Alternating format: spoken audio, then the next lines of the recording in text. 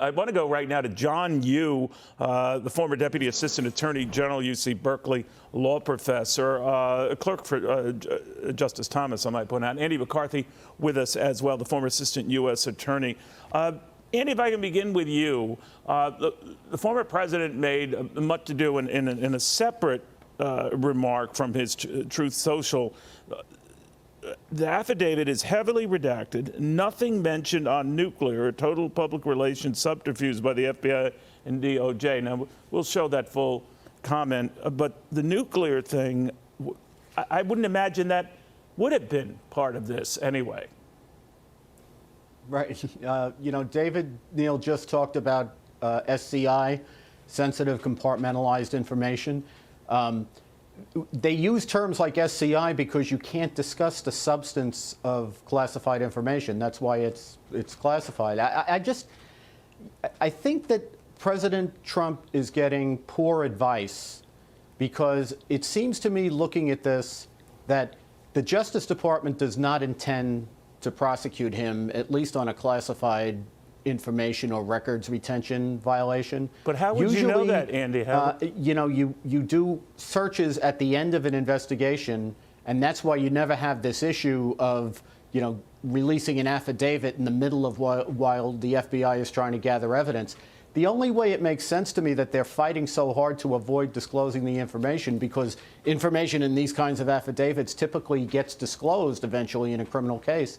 The only reason it makes sense to fight over it is if you hope that you'll never have to disclose it, which argues toward not prosecuting him. So I think, you know, if he wants to keep berating the Justice Department and the FBI, he could talk himself into being charged, because they could go to Garland and say, you know, look, he's castigating us, and the only way that we can get our reputations back and, you know, show the public what really happened here is to have a public trial. Whereas I don't really think that's where this is headed. Interesting. Let's follow up on that, John. And it raises a good point. I mean, just because it's not in this affidavit, which was the justification, the rationale for going ahead and searching the president's Florida home, it could be indirectly in among the justifications for it. But more importantly, they have these documents now, right? They have, all of them are presumably the ones that they wanted to get. And it could still come up, couldn't it? You made a good point, Neil. If all the Justice Department and the White House and the intelligence agencies want is the documents back, well, they've got them back. And now that they've got them back, they shouldn't be pressing forward with any kind of investigation. It's over. That's why I don't think there's any real block other than declassifying, making the affidavit actually more fully public. Why not declassify the documents they actually took from President Trump and show the public what they were? If the government really feels that this was a national security threat for President Trump to have these documents, then let's see them in a sanitized form.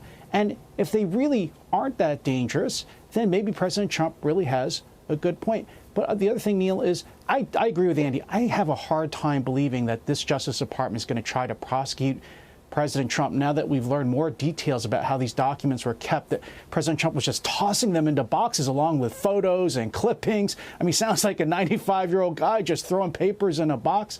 I can't see there being a prosecution of President Trump for that. So does it come down to, gentlemen, Andy, maybe you can help me with this, if the whole purpose of this raid, whatever you want to call it, was to get back very valuable classified, even though the president himself said afterwards, as president, he could declassify them, but to get all of this stuff back, National Archives and all these guys, we're looking for these, demanding these, wondering what happened to these. We're separately told that the White House counsel's office, you know, was involved in this to a degree, even though now we're hearing from the White House, no one was briefed on this. I don't know where to go on that one. But if this was all about getting sensitive documents back in the right hands, how do we know there isn't more here and that this wasn't just about getting those documents? Andy, what do you think? Well, Neil, I think that's the reason why the search took 9 or 10 hours, and they had very capacious authority on the four corners of the warrant to, you know, basically pick up every scrap of paper that was related to the Trump presidency, because they want to make sure they got everything. But you're right, you never can have that kind of assurance. It just that kind of perfect information doesn't exist. But I just really think that there's so much downside to trying to prosecute a case like this. And I don't think, Neil, that they just wanted to make sure the documents got back in the right hands. If they had really sensitive, top secret information down there, and it sounds like they did, every time there's a possibility that that kind of information may have fallen into the wrong hands, the FBI and the intelligence community have to do a damage assessment to figure out, like, if they are compromised, are there informants we have to pull out? Are there intelligence operations that we have to roll up? Is anyone imperiled? Have we exposed ourselves so that, like, the Russians or the Chinese can feed us disinformation? That can't be assessed unless they have the documents back and they know what they're dealing with. So, John, is it criminal for the president to have such documents then, for the former president? That would have to be litigated out because President Trump is coming. He classified them. What we see in the papers today is the government is saying he still had sensitive information that doesn't require us to prove they're even classified to charge him. But I think what this really is you could think of this like a spring training, which we're going through in the NFL right now. This is all a prelude to the big show, which is the investigation about January 6th. And maybe what you're really seeing is Trump and the FBI flexing their muscles and saying, we're going to play hardball when it comes to the searches you want to do for January 6th and any kind of criminal prosecution you might bring for that. And Andy's right. They searched for things much broader than just these criminal charges, which makes people think they're looking for January 6 materials. This huge redacted document doesn't put any of those concerns to rest. You know, Andy, I also wonder about what the present White House occupant, or at least those around him, knew about this, because this is a pretty big deal. I mean, it's unprecedented to go ahead and get the go-ahead to raid a former president's private home. So when I was catching Don Lemon talking to the White House spokesman on CNN, I was surprised by kind of the double down on that. I want you to react to this. Had to know that that it was there, or that they were missing, because he signed off on giving the archives the authority on the executive privilege to make Don, the just decision. to The be counsel's very, office, excuse me. No, I just want to make sure we separate the two, right? When it comes to the actual the search, Right. when it comes to the comments that the Attorney General made recently, I believe it was last week, we did not know about that. All right, we did not know that. The follow-up remarks were we were not briefed. I'm not shrewd or savvy enough with legal speak to know the difference. But I find it a little hard to believe, Andy, that they would know nothing about this. I mean, you know what you're doing. The National Archives has already gotten to the White House counsel's office to find out what's happened to all of this. So what are we to make of that? And just this back office view, we had no idea this was going on. This is one of the biggest historical raids we have seen in American history. Yeah, Neil, the thing that screams out to me is if that was true, it would be really irresponsible, because the president's main job is actually to know this kind of stuff. And I know they're rabid about trying to appear like they never interfere in anything the Justice Department does, but this, the way they've teed it up, is a national security matter. They're supposed to know about that stuff.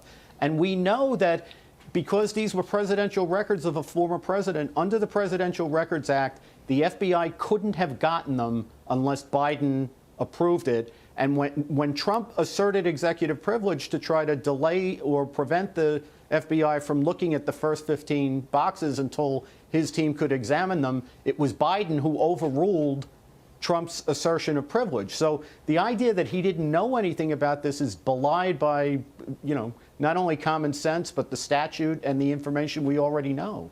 John, it's water under the proverbial bridge here, but apparently the FBI and these people who got into the former president's home knew exactly where to go and what to get and where to get it. That's a little telling. I don't know whether they had a heads up or someone was providing that information, but what do you make of it? I'm sure when you look at the affidavit, it's almost entirely blacked out, except for things like statutes and laws that we already know about. I assume most of what's redacted is information related to what you're asking about, Neil, are there confidential informants? Maybe they're Secret Service agents. Maybe they're Trump's lawyers. Maybe they're people who work around Mar-a-Lago. Any of those people might have provided that information which helped the FBI know exactly where to go, what documents to look for, and so on. And that's exactly the kinds of things that the FBI and the Justice Department would fight hardest to redact, because those people might not just be valuable, might be valuable to the investigation in the future. I think people like that are going to be valuable for the January 6th investigation, too. Not just them, but anyone else who might cooperate with the government will want to know, if they cooperate, that their identities are going to be protected, to protect them from retaliation and attacks in the public or worse. Very interesting. So many unanswered questions here. John Yoo, thank you. Andy McCarthy, thank you. Hey, Sean Hannity here. Hey, click here to subscribe to Fox News YouTube page and catch our hottest interviews and most compelling analysis. You will not get it anywhere else.